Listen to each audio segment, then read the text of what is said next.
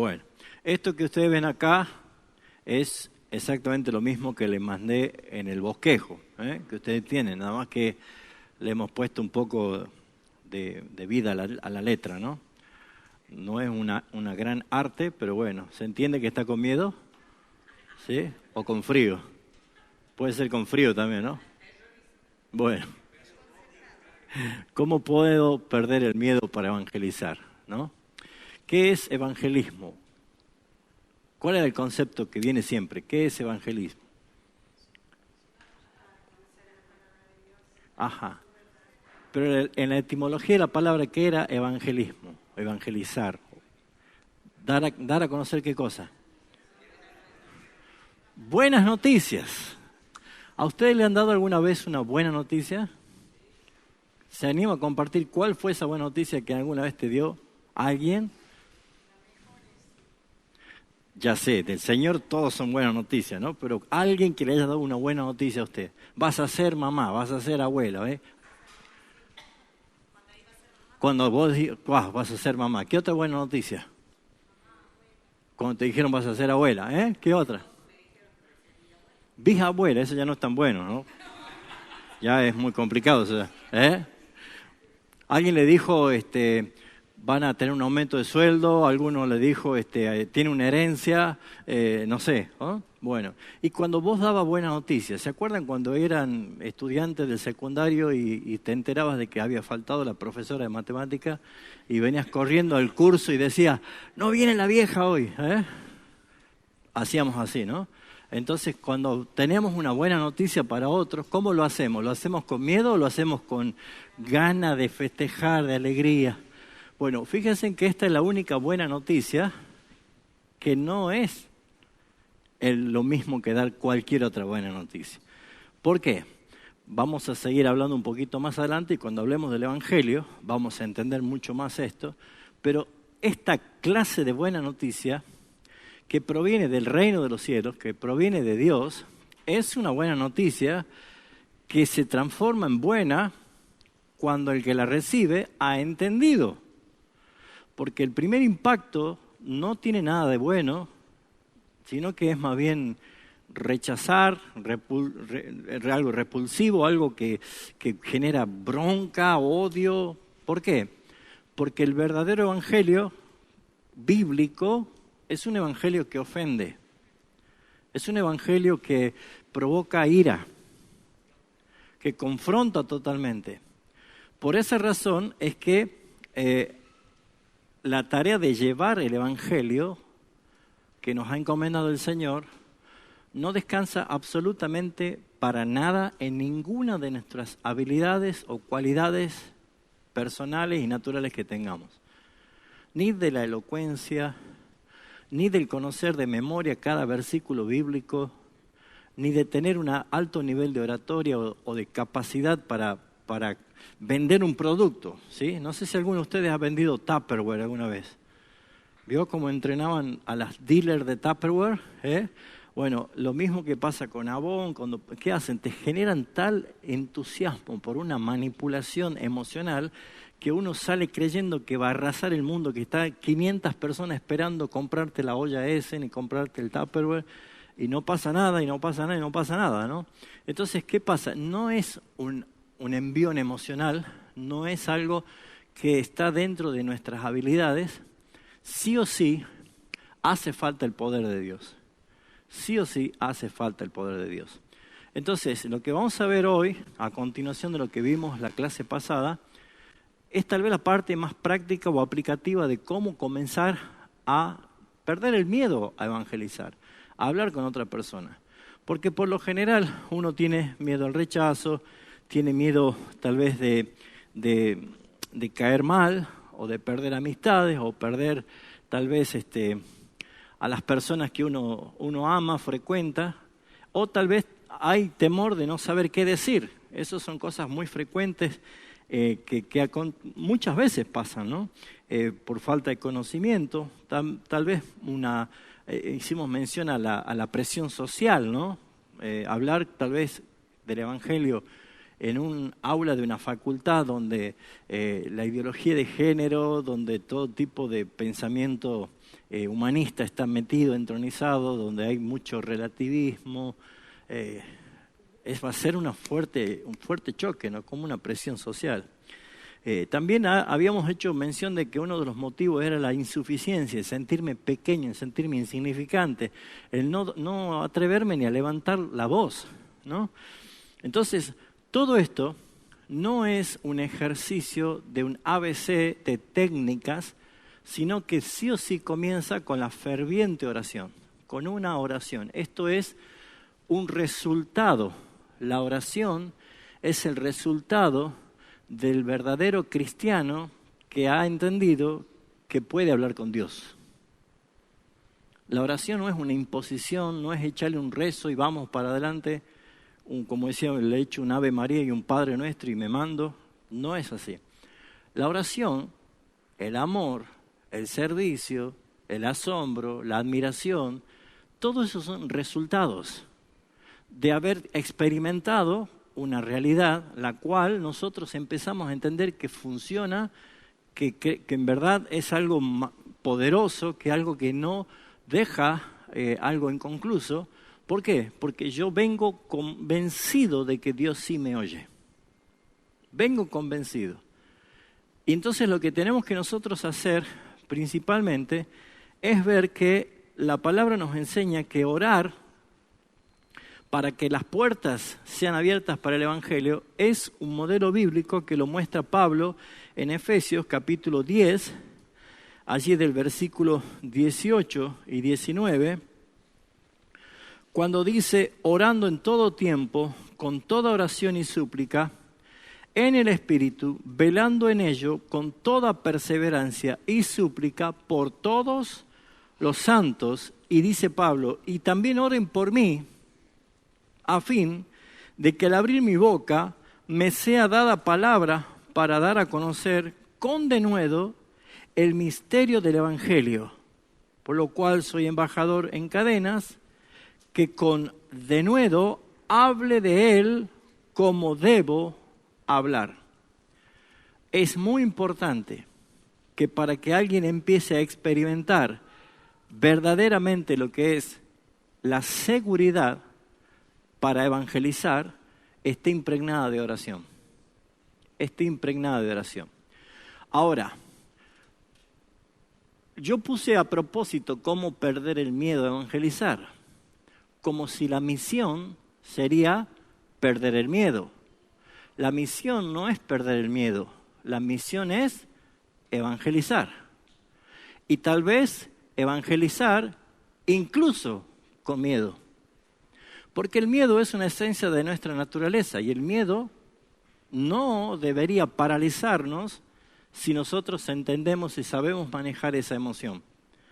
¿Por qué? Porque la emoción del miedo, en algunos casos, sirve para que yo no sea autodeterminado, ¿no?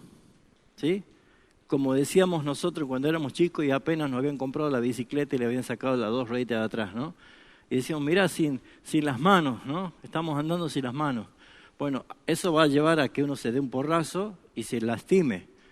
También nosotros podemos entender de que el miedo no solamente nos ayuda a estar alerta y vigilante, porque la palabra de Dios nos dice que velemos y que estemos atentos y que no durmamos. Entonces también, entendiendo el concepto del miedo, no como algo que atrofia, que daña, sino algo que nos potencializa, no es necesariamente perder el miedo, sino evangelizar a pesar del miedo. ¿Se entiende esto?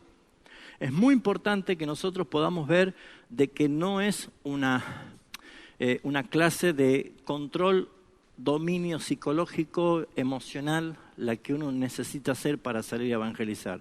No, es dependencia. Señor, te ruego que me ayudes a cumplir tu voluntad, a cumplir con la tarea que me has encomendado. Sé que no puedo solo y me da miedo hacerlo. No está mal decirlo. Aparte, Dios lo conoce o no. Él lo sabe.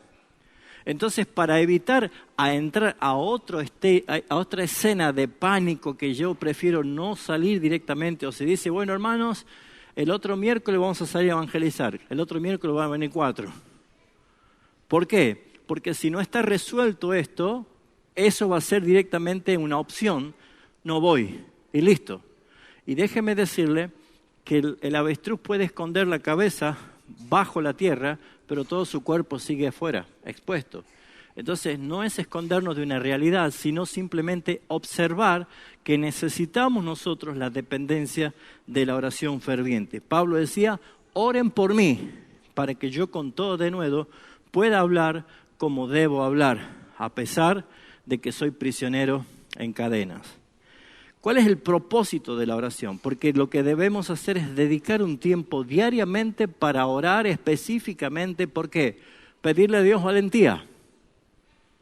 ¿Sí? Pedid y se os dará. ¿Qué te falta? Valor. Bueno, Señor, dame valor. Así oraba la iglesia primitiva. No que nos escondas en una cueva o que nos hagas invisible ante la persecución, sino que nos des más denuedo, más valor, más valentía. Orar pidiendo eficazmente por valentía y también oportunidades para evangelizar, porque para eso nosotros estamos tomando este cursillo. ¿Para qué? Para evangelizar. Ahora, nosotros vamos a evangelizar a quien el Señor nos envíe a evangelizar. Y es muy importante poder tomar en cuenta que el propósito de la oración te ayudará principalmente, hermano, a alinear tu corazón al de Dios, para ser sensible a su voluntad. Hace poco el pastor Eduardo había predicado sobre nosotros no somos los que convertimos. Y eso lo tenemos bien en claro todos. Nosotros no somos los que vamos a con poder para convencer a alguien. Es el Señor el que lo hace. Pero como dijimos, si yo tengo que dar una buena noticia, tengo que estar convencido de qué es esa buena noticia, sabiendo que va a ser una buena noticia para el que entienda el mensaje que le estoy dando. Pero si no, no va a ser una buena noticia. Es probable que te tengan allí dándole duro en el suelo. ¿Por qué? Porque no ha entendido que lo que le estabas diciendo era lo que iba a salvar su alma por una eternidad. Así que el propósito de la oración te va a ayudar a alinear tu corazón con el de Dios y te dará confianza, hermano, para que puedas lograr esta tarea. Entonces, para hacer esto, yo le pedí a Gerardo que me pueda imprimir algo que hace, yo no sé si ustedes, creo que era Pato, vos venís Pato en la iglesia, ¿de cuándo venís? ¿Del 2002? Del 2000. Creo que ya hicimos esto, ¿no? No, tenía otro color, otro formato, ¿sí? Yo ahora le voy a entregar a ustedes una tarjetita, porque si están acá es porque van a evangelizar, entonces evangelizar con dirección. ¿Por qué? Porque nosotros tenemos que orar, pero tenemos 3 tipos de oración. Una oración planificada, la lista de oración, los pedidos que usted tiene bien en claro, ¿sí? Una oración imprevista. ¿Cuál es la oración imprevista? Cuando sale algo y que Dios mío, ayúdame, entonces hay que aprender a orar, ¿sí?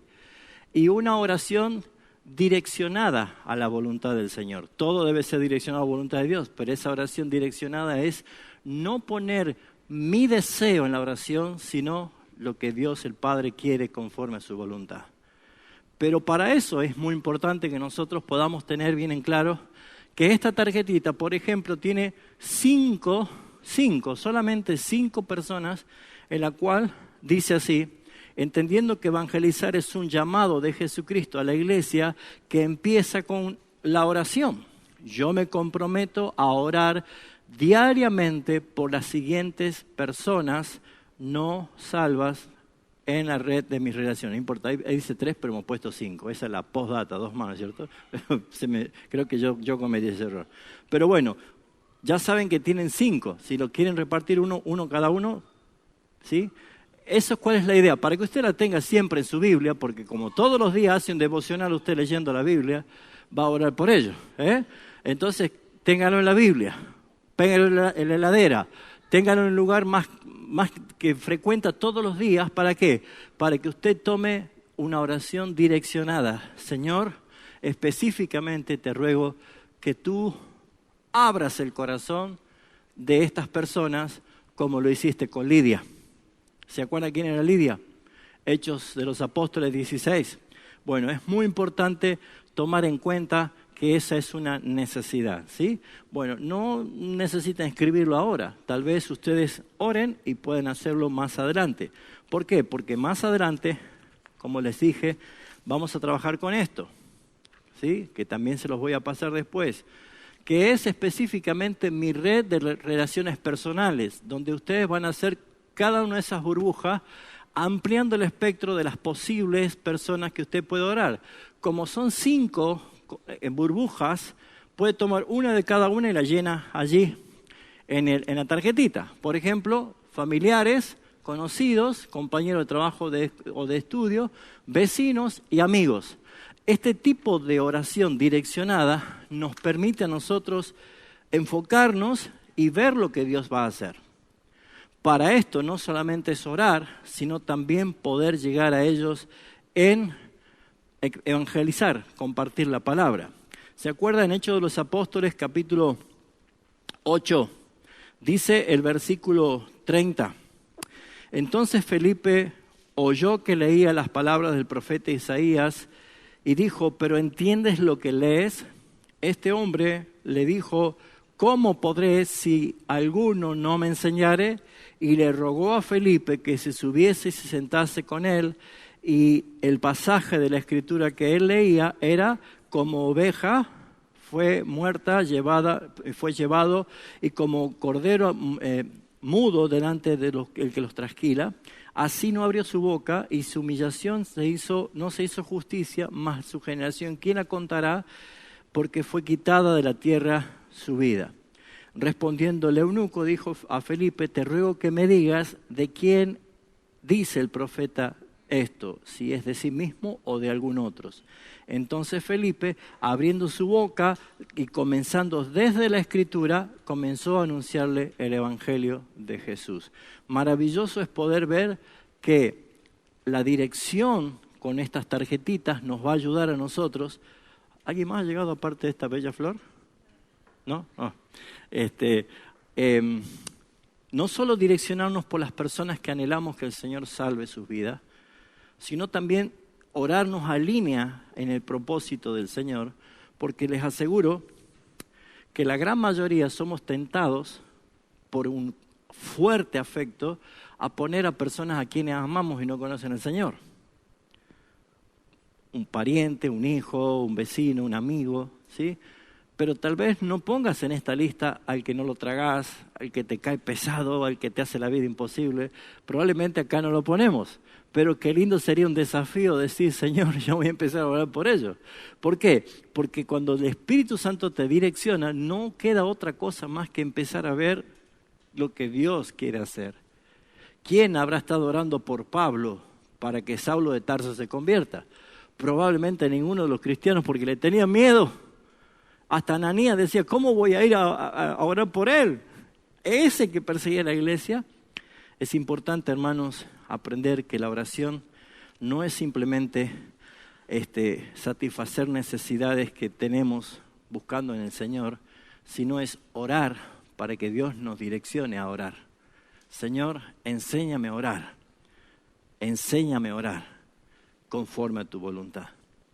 Y es muy probable de que esa persona que a lo mejor te cae gordo, que no le hablarías o que bajo tu sentencia dirías, ese se va al infierno, probablemente el Señor te lo empiece a poner más seguido en el camino y creo que debes prestar atención que algún instrumento escogido del Señor seguramente debe ser. Por eso no nos debemos olvidar, como Pablo dice en Corintios, quién éramos nosotros. Lo más vil, despreciado del mundo escogió el Señor. Entonces éramos eso. La oración es fundamental, mis hermanos, para que justamente podamos tener el cumplimiento de la obra del Señor. En Romanos capítulo 10, versículo 10, es un texto muy conocido que dice, porque con el corazón se cree para justicia, pero con la boca se confiesa para salvación.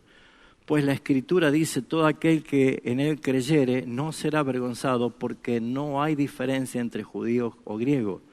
Pues el mismo que es Señor de todos, es rico para con todos y para los que le invocan. ¿Cuál es la clave de este texto? Porque todo aquel que invocar el nombre del Señor será salvo. ¿Quiénes pueden invocar el nombre del Señor? Los que oyen el Evangelio. Entonces la pregunta que dice Pablo acá es tan cierta como que dice lo siguiente: ¿cómo entonces pues invocarán en aquel en el cual no han creído? ¿Y cómo quieren que puedan creer si no han oído?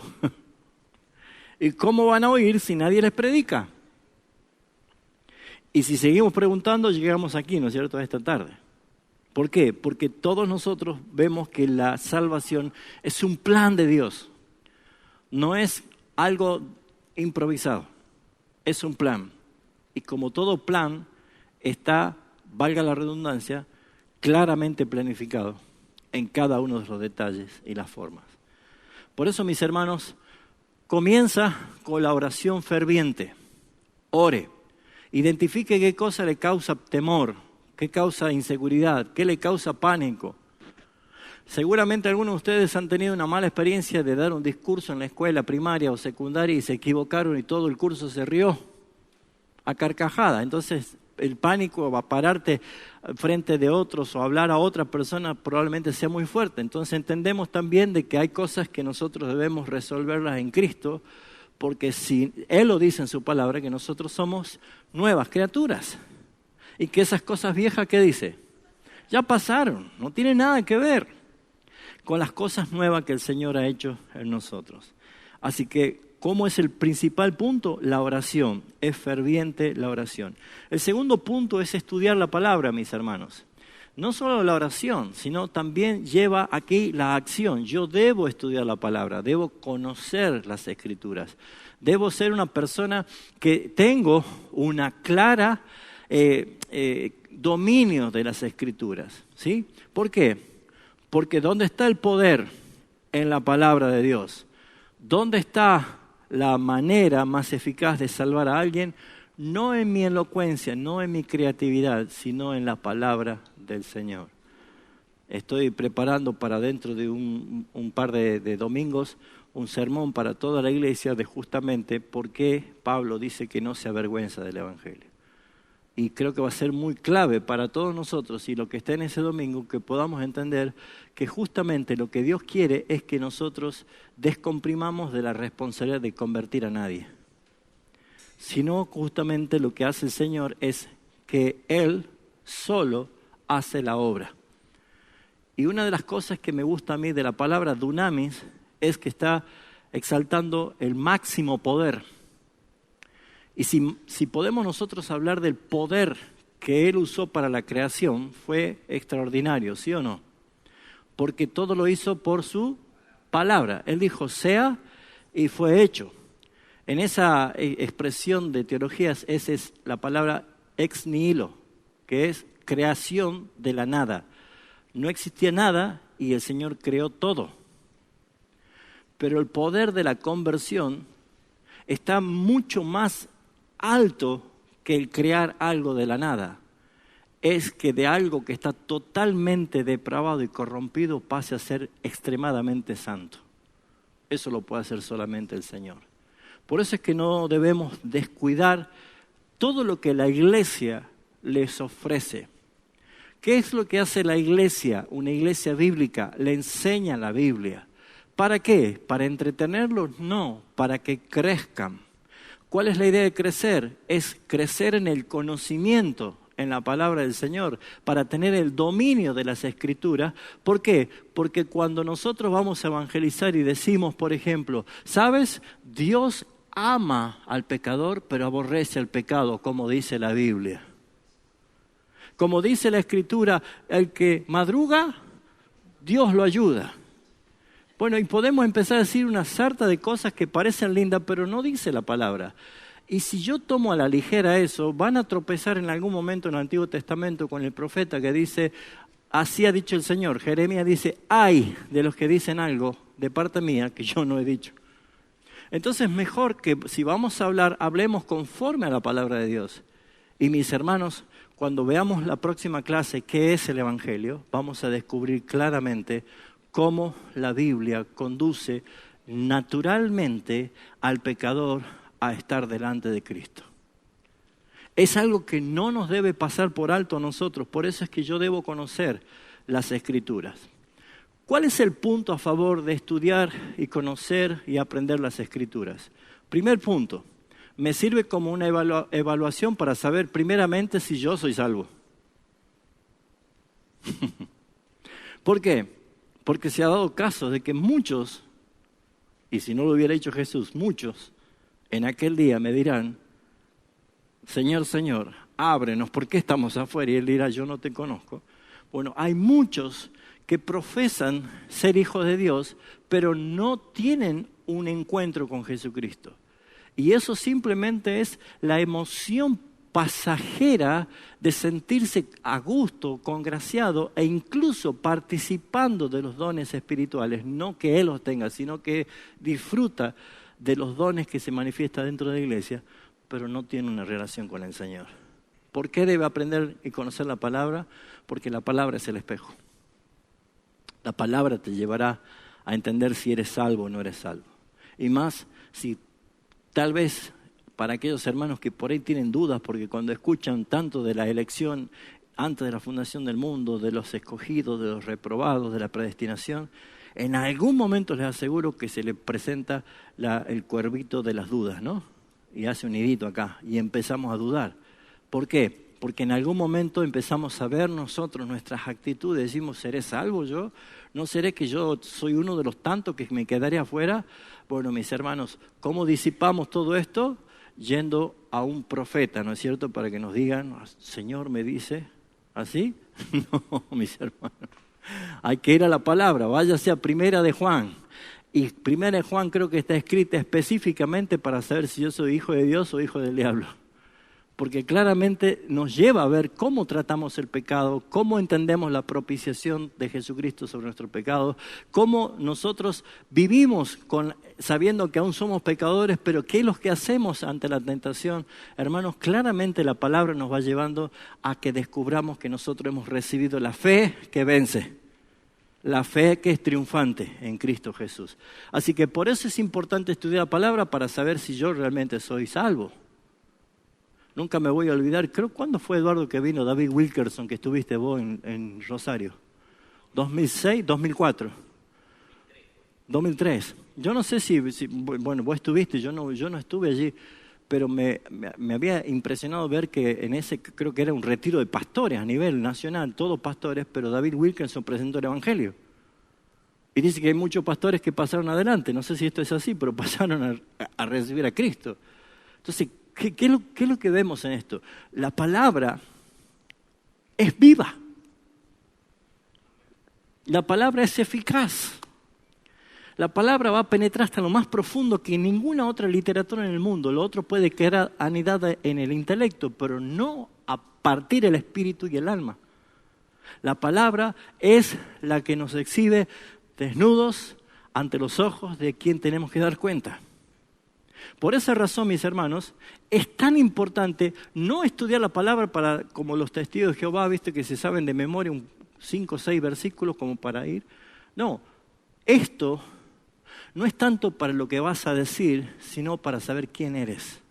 Porque si vos sos una persona verdaderamente salva, Pablo dice, oren para que me sea dada la palabra, para que yo hable con denuedo y hable como tengo que hablar. Mire que Pablo conocía, ¿no? Pero cuando hay alguien que está regenerado en el Espíritu, en una vida de oración, ¿sabe quién es el que actúa por medio de nosotros? Es el Espíritu Santo de Dios. Por eso es que la diferencia está en que no haga algo mecánico, porque podemos llenarlos de técnica, podemos hacer una expresión, ¿cómo podría ser? De comunicación verbal, comunicación gestual, comunicación de técnicas de oratorias, claramente, pero eso no les va a ayudar, porque ya estaría descansando el poder en tus habilidades y no en lo que el Señor quiere hacer. Amén. Los textos que ustedes tienen allí están directamente haciendo énfasis tanto en Mateo 28 como Hechos 1:8 en la tarea de llevar la palabra, llevar el mensaje, lo que es la evangelización, pero familiarizarte con los versículos que puedes compartir con historias bíblicas te van a poder ayudar también a presentar la palabra. Cada historia del Antiguo Testamento tiene sí o sí alguna arista del Evangelio de Jesucristo. Sí o sí. Alguna, ya sea hasta el diseño del tabernáculo, hasta cada uno de los colores, hasta cada una de las varillas que rodeaba en el medio, todo lo que usted encuentra, las historias, todos tienen unas pinceladas del Evangelio. ¿Por qué? Porque Jesús lo dijo, toda la Escritura habla de mí. Él no va a mentir. Entonces, cuando yo puedo tener un estudio de la palabra de Dios, yo puedo identificar el Evangelio. Y puedo ver que, como dice la Escritura, cada cosa que ha pasado en el Antiguo Testamento es para ejemplo para nosotros, para darnos a conocer cómo Dios actúa. Porque ¿qué dice la Biblia? Que Dios es el mismo ayer, hoy y por los siglos de los siglos. Él no cambia. Entonces, si nosotros vemos que la palabra me va a ayudar para ver alguna necesidad, algún problema, alguna situación en la cual mis técnicas no me sirven, el solo hecho de decir, mira, te tengo que contar una historia de la Biblia, y le cuento una historia de la Biblia a esa persona, ahora veamos lo que Dios hizo acá, y le sacás de esa historia el Evangelio y lo presentás, estás haciendo algo más poderoso que cualquier otra técnica. ¿Se entiende? Bien, número 3. El entrenamiento de evangelismo.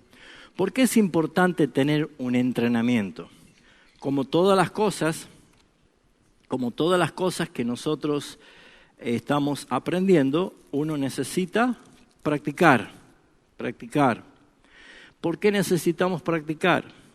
Porque por naturaleza somos torpes y necesitamos aprender a hacerlo. Es lo que vamos a ver cuando veamos nosotros cómo evangelizar persona a persona. Pero lo que vamos a ver nosotros es que el entrenamiento evangelístico, es importante. ¿Por qué? Porque la Biblia lo enseña cuando Jesús envió a predicar a los 70, a sus discípulos. Si bien es cierto, el punto 3 y el punto 4 va muy ligados, ¿por qué? Porque encontramos 2 en 2 y encontramos el entrenamiento evangelístico en este plan. ¿Qué hizo el Señor?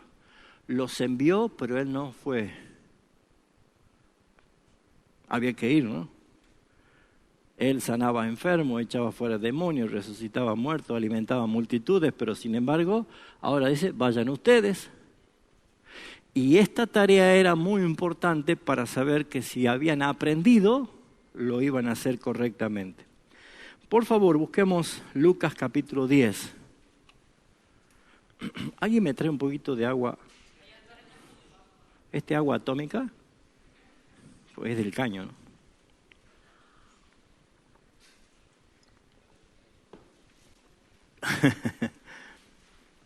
Lucas capítulo 10.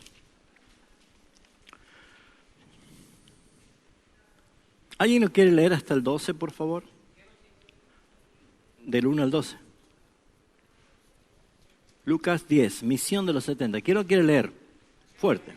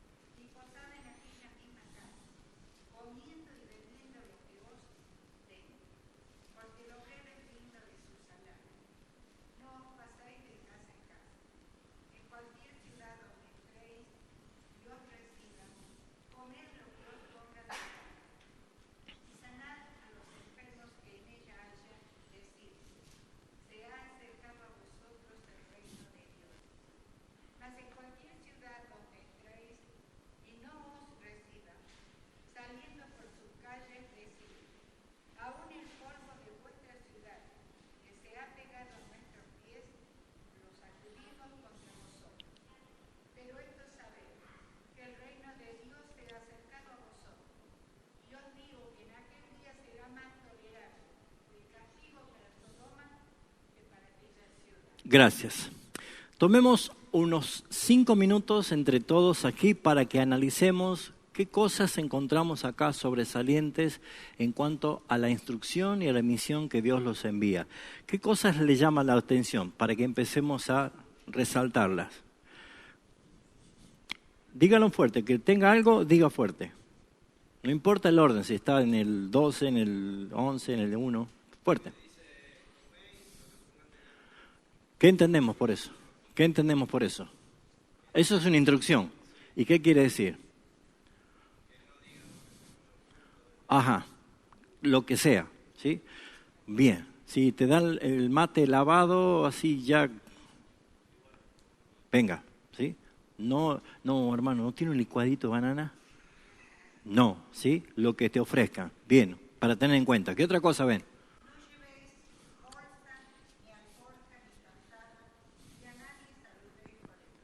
¿Qué quiere decir eso? ¿Qué entienden por eso?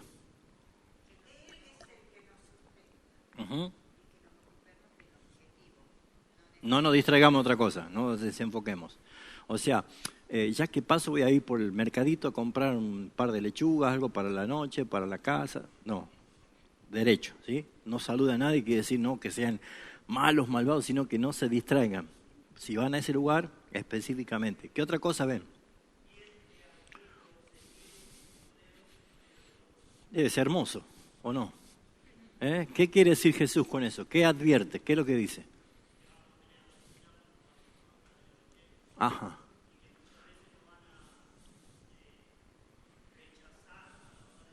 Uh-huh.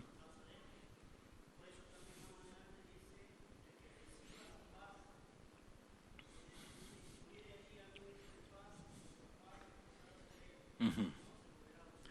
Bien, pero de la primera frase, yo los envío como qué? Como ovejas, como corderos, en medio de lobos, ¿sí? ¿Qué quiere decir eso? ¿Qué entienden? Uh-huh. Uh-huh.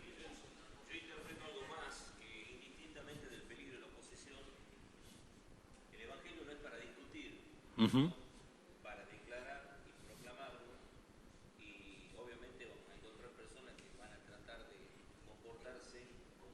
Hostilmente. Claro.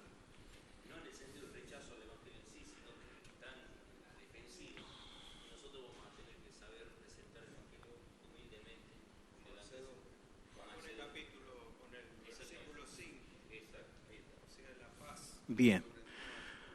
¿Qué es lo que le llama la... Sí, decilo.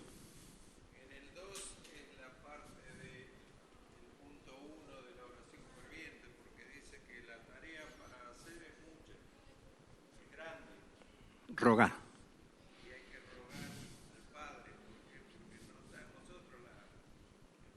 Buen punto. Vean las instrucciones, esto es Jesús directamente enseñándonos a nosotros, lo que Él dijo. Ahora, ¿cuántos son entendidos de cosas de campo, más o menos? ¿Qué es un cordero y qué es una oveja? Y la oveja también. ¿Ah? O sea, el cordero es la oveja chiquita, después se hace oveja, pero mientras tanto es un cordero. ¿Cómo es esto? Y dice, yo los envío, o sea, si Él es el pastor y lo envía a los tiernitos en medio de lobos, qué enseñanza, ¿no? O sea, todavía no somos ovejas, son corderos, son todavía tiernos. Entonces, acá encontramos otra vez cómo el poder de Dios se perfecciona ¿en qué? En la debilidad.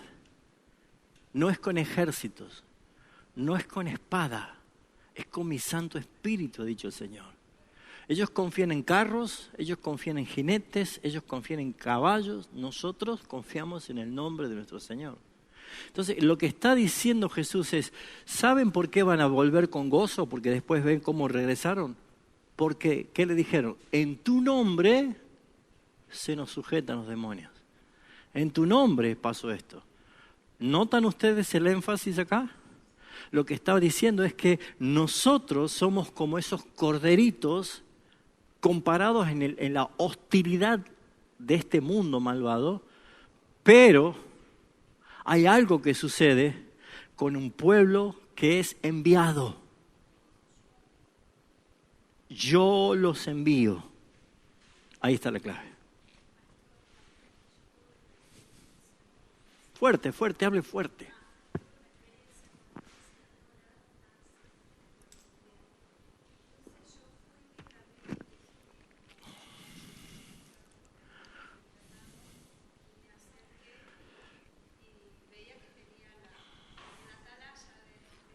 Ajá.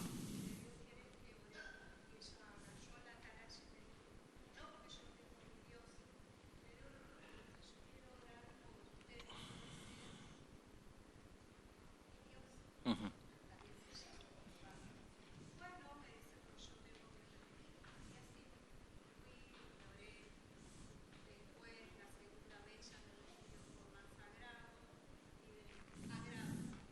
Sí.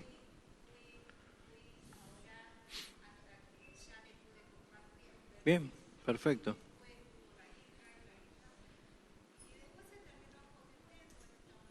Gracias a Dios.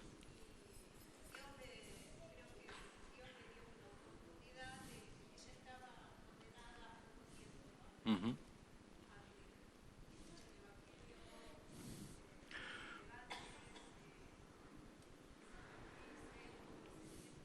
Bien, vamos al texto, por favor. ¿Qué otra cosa observan acá por una cuestión de tiempo? Rápido.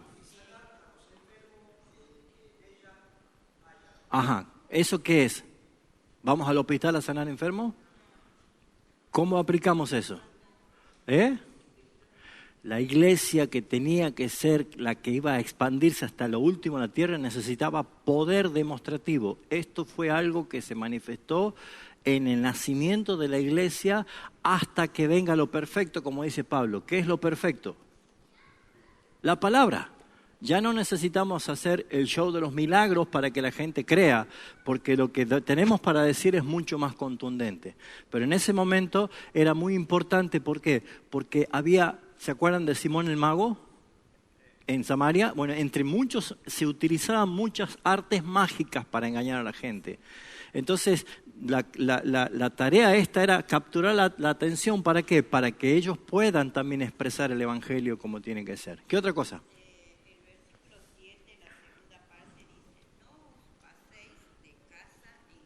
Ajá. ¿Y si un edificio, qué hacemos? Piso por piso, ¿no? ¿Qué entienden por eso? No pasé de casa en casa.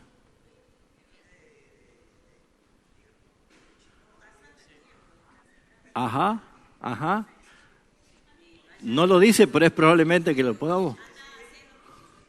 Bien, bien, bien, bien. ¿Cuál es el fin? ¿Cuál es el fin? Vean los versículos 11 y 12. Veamos la parte final del 10, perdón.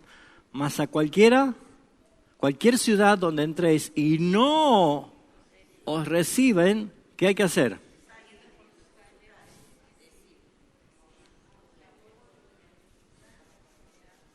Bueno, ¿qué entendemos por eso?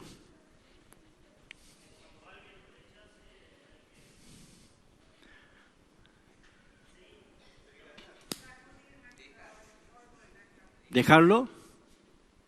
¿Qué habrá querido decir el Señor con esto? Había una costumbre hebrea, ¿no?, de sacudirse el polvo. Ajá. El Evangelio no es algo en la cual nosotros tenemos que obligar a nadie. ¿Por qué? ¿Cómo termina Apocalipsis capítulo 22? El que es inmundo, el que es injusto. ¿Por qué? ¿Qué está marcando allí? Que después de la gracia no hay nada más.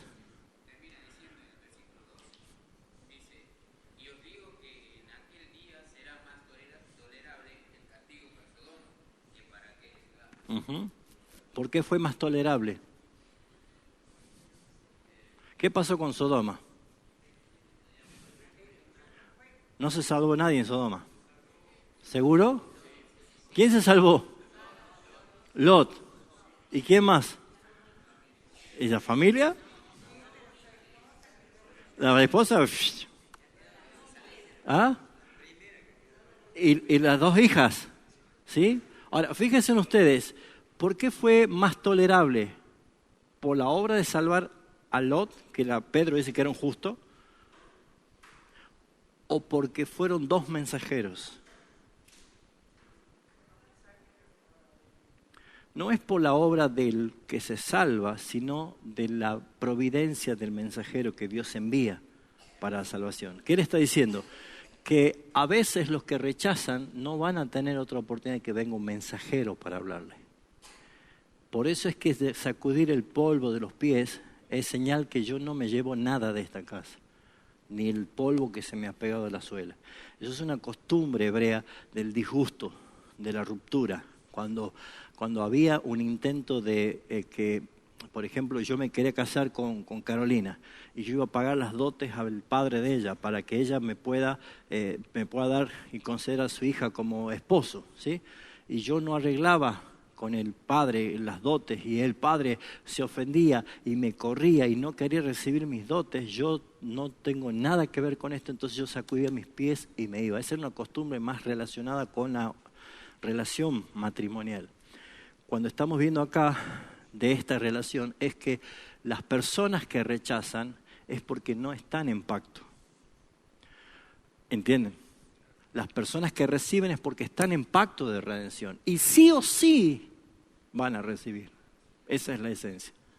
No depende de nosotros. Nosotros no sabemos quiénes son escogidos y quiénes no. Pero es nuestra tarea para hacerlo. Bien, vamos, avancemos que estamos muy jugados de hora. Entonces ahí vimos 3 y 4, ¿no? ¿Por qué es importante ir 2 en 2? Porque ahí nosotros encontramos algo importante. Trabajar en equipo ayuda a mitigar el miedo, el rechazo y permitir aprender de otros también que tengan más experiencia, ¿sí? Es una forma también de que si yo voy aprendiendo cómo otro lo hace, lo podemos también empezar a imitar.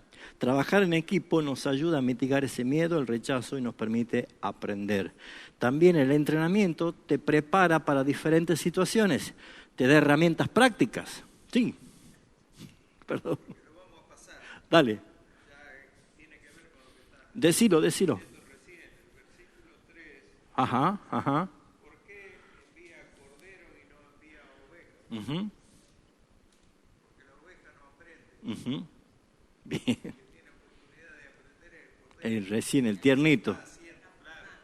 Buen dato. ¿Usted es oveja, cordero o cabra?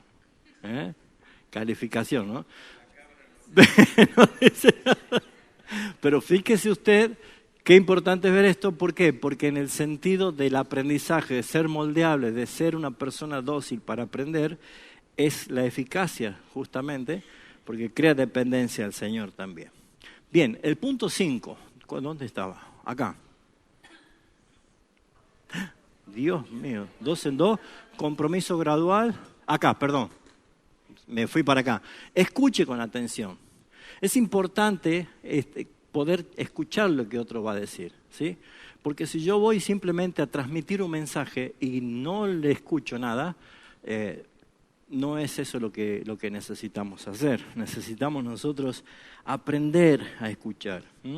Antes de compartir el Evangelio, dedica un tiempo para escuchar a la persona con quien estás hablando. Sé paciente, dale el tiempo. Haz preguntas abiertas sobre sus creencias, sus experiencias espirituales. Allí donde nosotros vamos a usar, cuando hagamos práctica, ¿se acuerda que le dije que vamos a usar para romper el hielo? La encuesta. una encuesta, ¿sí? Una encuesta que es lo que vamos a aprender de lo que es evangelizar, ¿no? Entonces, esto le va a ayudar a la persona también a expresarse. Mientras que nosotros vamos conectándonos con esto, es una forma más práctica, más simple, tal vez de no irnos por las ramas, porque a veces nos vamos y no sabemos cómo volver y cómo poder llevar a la persona al Evangelio, ¿no? Entonces es importante porque el propósito es escuchar activamente a esa persona, creamos un ambiente de respeto, empatizamos para que la persona pueda tal vez abrir su corazón y claro, y decir qué es lo que le está pasando. Y cuando vos le estás transmitiendo, vos empezás a ser guiado por el Espíritu Santo, porque es Él, el Señor, el que le conoce. Él sabe qué es lo que necesita. Y por esa razón nosotros simplemente tenemos que aprender a escuchar. Facilita que esa conversación sea más natural y menos intimidante, ¿sí? Entonces hay que también aprender a ver cómo lo hacíamos. ¿Cómo hizo Jesús con la mujer samaritana? ¿Se acuerdan? Vamos rápidamente a Juan capítulo 4.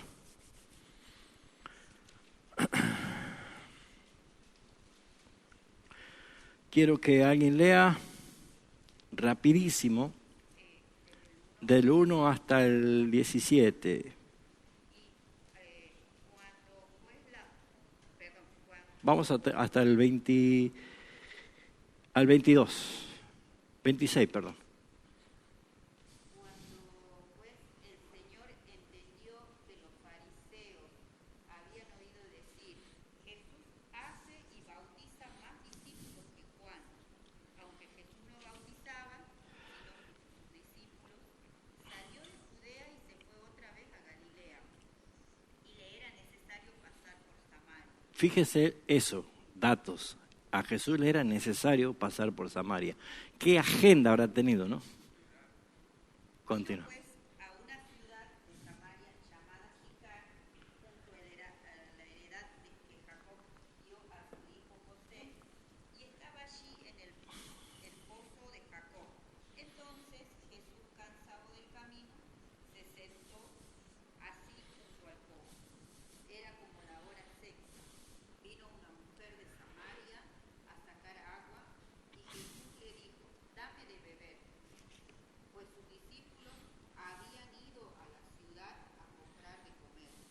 La mujer samaritana le dijo, ¿cómo tú, siendo judío, me pides a mí de beber, que soy mujer samaritana? Porque judíos y samaritanos no se tratan entre sí.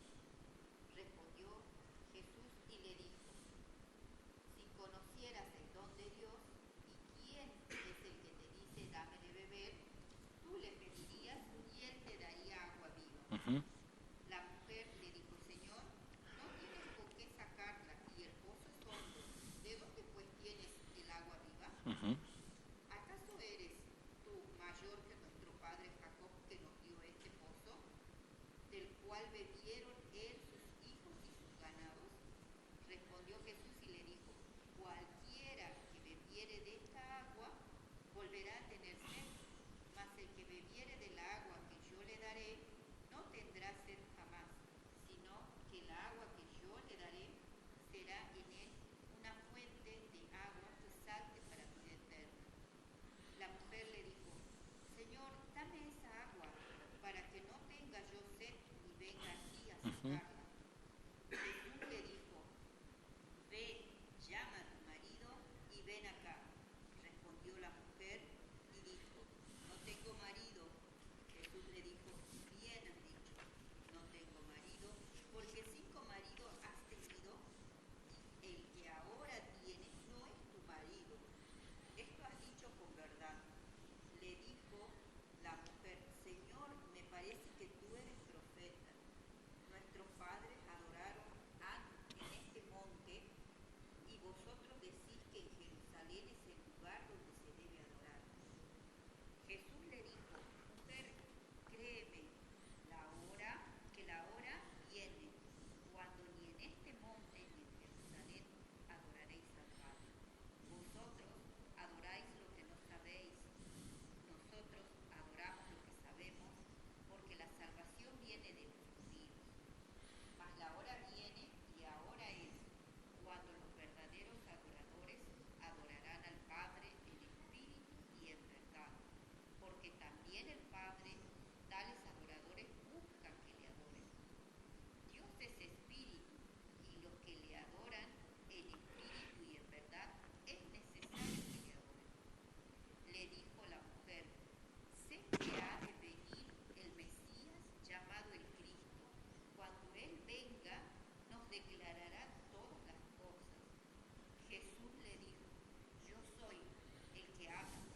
Bien, hasta ahí nomás. Ya sigue la historia y ya saben lo que pasó después, pero quiero que otra vez hagamos este pequeño ejercicio.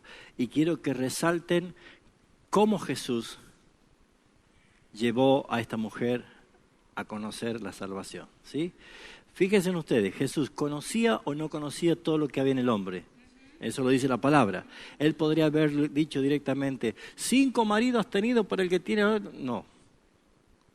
Comentemos, ¿qué ven ustedes? ¿Cómo lo hizo Jesús? ¿Cuál fue? Paso por paso. Bien. Hacía frío. ¿Cómo lo hace? Con sutileza. Él sabía ¿qué pasaba entre judío y samaritano? No se odiaban. Ajá. Vean el texto. ¿Qué dice el texto? Bueno, pero vean el texto. Ajá. ¿Qué dice Jesús? ¿Qué muestra primero Jesús?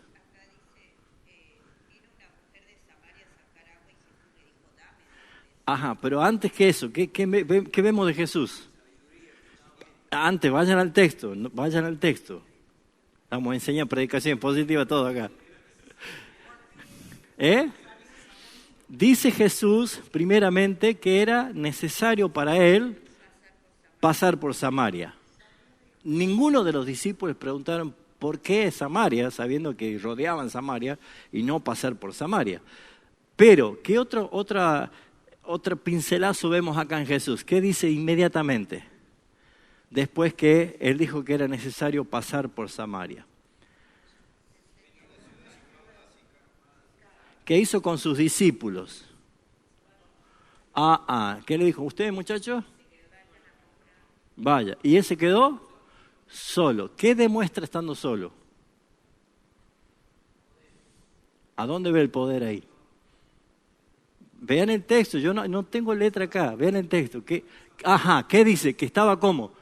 Cansado del camino. ¿Y qué hace uno cuando está cansado? Se sienta a descansar. Es lo que hizo Jesús, ¿no? ¿Qué muestra esa idea de que Jesús estaba cansado? Que era humano. Vean el texto. No me cuente la historia, vean el texto. ¿Qué dice? Que Jesús se sentó. ¿Y qué pasó? Vino una mujer a traer agua, a sacar agua del pozo. ¿Y qué? Vean el texto. ¿Qué dice? Tenía sed. Él tenía sed. Le dijo, tengo sed, quiero agua. Genial, ahí ya tenemos el panorama. Él estaba cansado, venía caminando, estaba solo, nadie lo iba a sacar agua por él y él se sentó. Y a esta mujer, él comienza a hablarle de algo cotidiano, algo normal. Un día tal vez de calor, con sed, sentado al lado de un pozo. Entonces, ¿cómo empieza el diálogo? Ahora sí, ¿cómo empieza el diálogo? Él le dice, ¿qué cosa? Dame de beber. No hace nada de eso, no hace nada. Vayan al texto. ¿Qué dice el texto? ¿Por qué se sorprende la mujer? ¿Por qué? ¿Cómo tú, siendo judío, me hablas a mí, samaritana? Bien. Entonces, ¿qué principio encontramos ahí? Bien, entonces nosotros no tenemos barrera con nadie, ¿no es cierto? Sí tenemos muchas barreras, nosotros hacemos barreras. ¿Cómo reaccionás si viene un travesti y se sienta al lado tuyo en el colectivo? ¿Nada? No estamos haciendo juicio de valores. ¿Qué tenés que hacer con un alma? Esa persona tiene la imagen de Dios, pero está distorsionada por el pecado.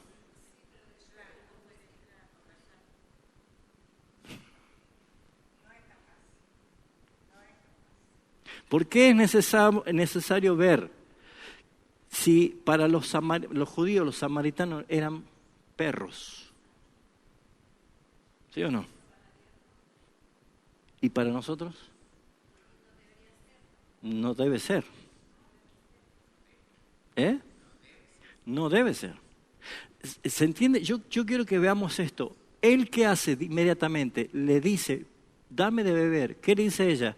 ¿Cómo tú siendo judío me pides a mí de beber? ¿Y qué le dice Jesús seguidamente? Lean el texto. ¿Qué le dice?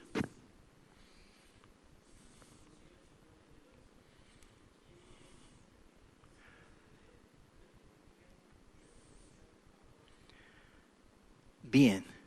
¿Qué hizo Jesús entonces? La conecta a ella ¿con quién? Directamente con Dios.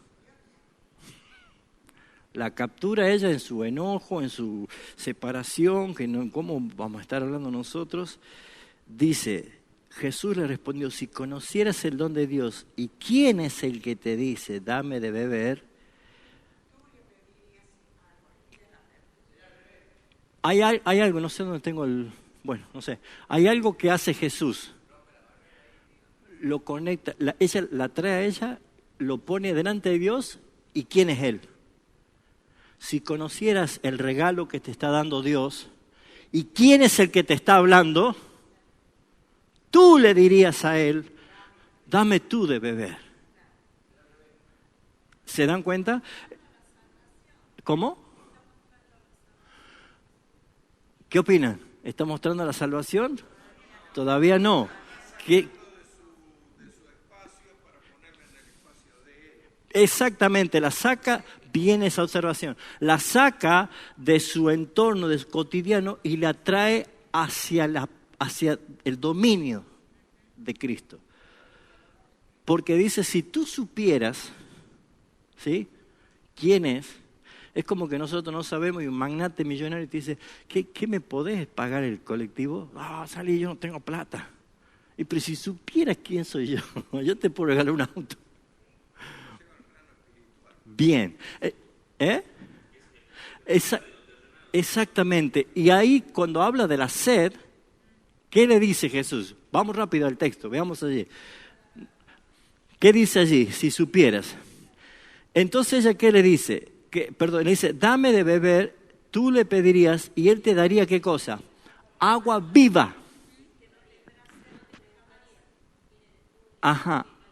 Bien. Y la mujer que dijo, Señor, no tienes con qué sacarla y el pozo es hondo. ¿Cómo razona ella?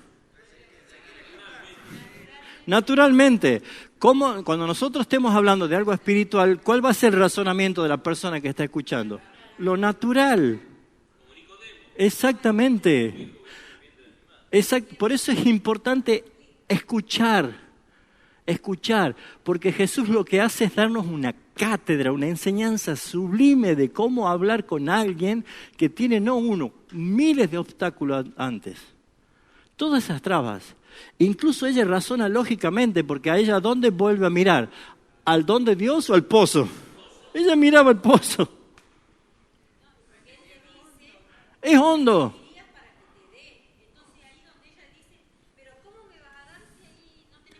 ¿Con qué la va a sacar? Es hondo. Bien. Pregunta del millón. ¿Cómo termina la historia? ¿Se convirtió ella, sí o no? Sí. Hasta aquí, ¿ella tenía fe? No, porque ¿qué veía? El evangelio era ¿qué? Locura. No lo podía entender, lo razonaba ella. ¿Sí o no? Algo pasó entonces. Algo sucedió. No dice en el momento que Jesús hizo, recibe, y recibió la fe. No dice eso. No dice absolutamente nada, ni que le impuso las manos. ¿Cómo continúa? La lleva ahora al plano de ¿qué? De la saciedad. Cuando bebas del agua que yo te voy a dar, no volverás a tener sed jamás. ¿Cómo razona ella? Dame esa agua, así. ¿Cómo seguía pensando? Seguía pensando naturalmente ella, seguía diciendo, entonces dame para que ya no venga más a sacar agua de acá. Y Jesús, cuando ella responde así, ¿qué hace? La lleva a ¿qué plano? Más espiritual. Porque ¿qué es lo que dice? Fíjense ustedes. le dice inmediatamente, es como que ella le dice, dame de esa agua para que no tenga sed ni venga aquí a sacarla. Jesús no le dice, ay chiquita, no entendés nada, te estoy diciendo, no entendés nada. Eso no dice Jesús. ¿Qué dice él? Anda a llamar a tu marido. Wow. ¿Y qué hace allí? ¡Pua! Le abre el corazón, directamente le abre el corazón.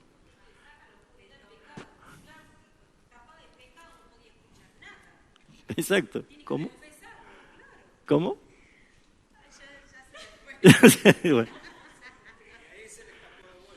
Se le escapó. Vuelve otra vez a decir, claro. Ajá, ajá. Sí, exacto.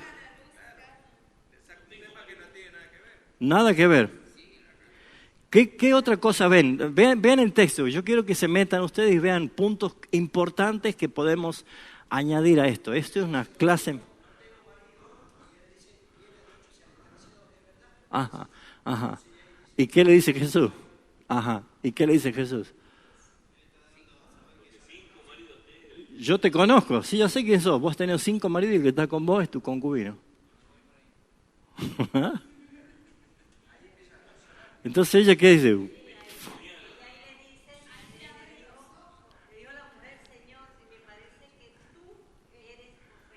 O sea que ¿qué abundaban? Había muchos de esos. Ahora, ¿quién era Samaria? ¿Qué región es Samaria? Samaria era, ¿de qué?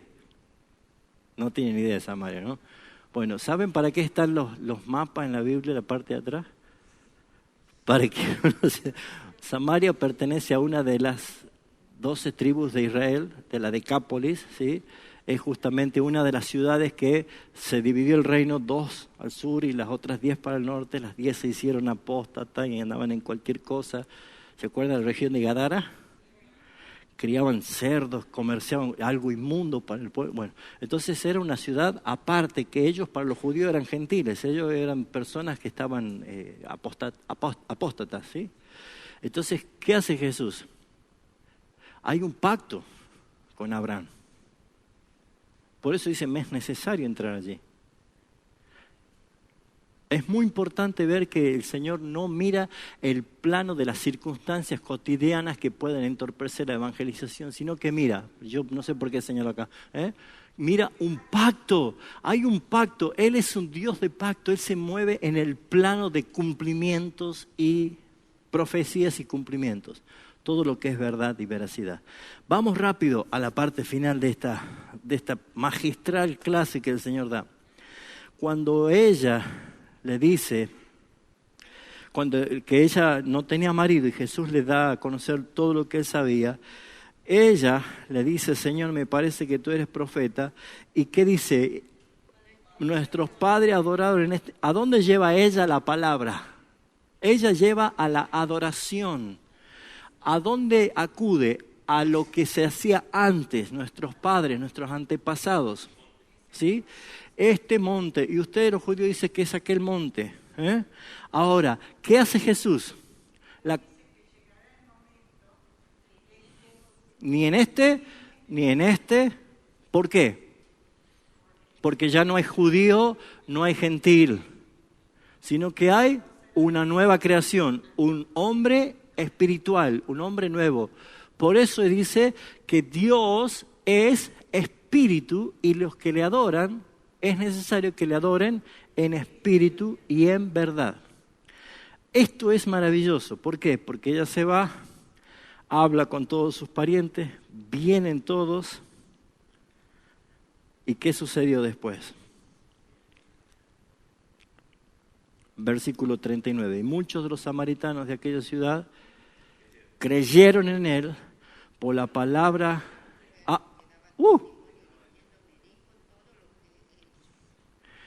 La mujer ya daba testimonio, me dijo todo lo que he hecho. Entonces vinieron los samaritanos a él y le rogaron que se quedase con ellos. Los samaritanos a un judío le rogaban que se queden con ellos cuando querían que se vayan, que no pasen ni cerca. Ahí lo dice. Fíjense después qué pasó. Y se quedó allí, ¿cuánto? 2 días, y creyeron mucho más por la palabra de él, de Jesús, y decían a la mujer, ya no creemos solamente por tus dichos, sino, porque nosotros mismos hemos que oído y sabemos verdaderamente. ¡Wow!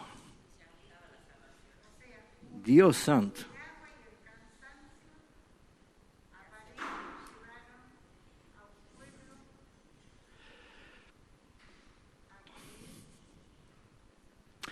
El versículo clave está en la enseñanza de Jesús, del versículo 31. Entre tanto los discípulos le rogaron diciendo, Rabí, come. Y él les dijo, yo tengo una comida que comer, que vosotros no sabéis. Ellos, ¿cómo han razonado ellos? Ya le han dado de comer a alguien acá de los samaritanos. Jesús, ¿qué le dijo? Mi comida es que haga la voluntad del que me envió y que acabe su obra. Ahí está la enseñanza. ¿Y cuál es la aplicación? Ustedes deben hacer lo mismo. ¿Lo ven? Rápido, me queda el testimonio personal. Es importante que para compartir tenga un testimonio de tu conversión en forma breve, clara, concisa y glorificando al que te salvó, no tus miserias.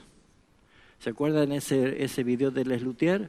Yo era un infeliz, Se la pasa hablando de toda su desgracia, de su miseria, de que yo era un delincuente, que yo mataba, robaba, me emborrachaba y todo, hasta que vino Cristo. Punto. ¿De quién hablé más? De mí. Y a mí no me interesa eso, yo quiero saber qué hizo el Señor. Entonces, sí podés tener lo que era tu vieja vida, pero tenés que exaltar el Evangelio que te salvó, que te llevó a Jesucristo y que comprendiste. Es muy importante tener preparado tu testimonio. ¿Saben por qué los cristianos olvidan fácilmente su testimonio? Porque olvidan el Evangelio con rapidez. Y el Evangelio es para todos los días. Todos los días tengo que aprender y recordar y emocionarme y llorar y alabar al Señor por el Evangelio. Debo aprender a manejar el rechazo. Esto es seguridad. Tienen que saber que Jesús dijo que lo van a rechazar, lo van a odiar, lo van a vituperar, lo van a escupir, lo van a insultar, van a perder trabajo, esposo, esposa, hijo, hija, suegra, suegro, todo eso dice Jesús, Mateo capítulo 10, es muy claro. Sepan que esto le va a pasar, pero siéntanse bienaventurados. Yo debo saber. Por eso es que cuando yo enseño dentro de poquito por qué Pablo dice no me avergüenzo del Evangelio, vamos a entender por qué es muy importante esto. Esto es identidad, hermanos. Identidad. Y si a mí me han rechazado, Jesús dijo, a ustedes también lo van a rechazar. Dale.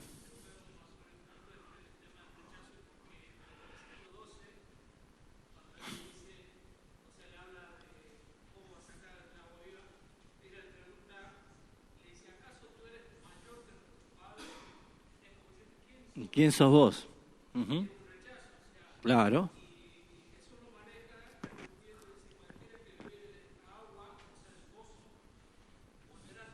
Por más mayor que sea tu padre. Tal cual. Por eso es que es identidad, Cristian, es seguridad, es conocer el Evangelio y conocer lo que estoy transmitiendo. Vamos a terminar, ¿sí? El compromiso gradual es muy importante, ¿sí? ¿Por qué? A ver, yo sueño, no sé si han visto que han dejado hermoso el Palacio de los Deportes y se volvió a echar a perder. Y digo, Señor, si han dejado hermoso, algún día me gustaría verlo lleno de hermanos cantando, alabando al Señor y predicando el Evangelio. Pero todo empieza gradualmente, todo empieza así. Y es importante comenzar persona a persona. No lo hacemos ni el deseo de hacerlo es para engrandecer GES, no es esa la intención. GES no tiene nada que ver en este plano. Nosotros simplemente pertenecemos a la iglesia más poderosa que es del Señor Jesucristo. Ahora, nosotros estamos como iglesia local y tenemos que ser testimonio en la ciudad y en toda la provincia de lo que el Señor ha hecho. Por eso es que siempre, ¿se acuerda el dibujo de lo que es centrípeta y centrífuga?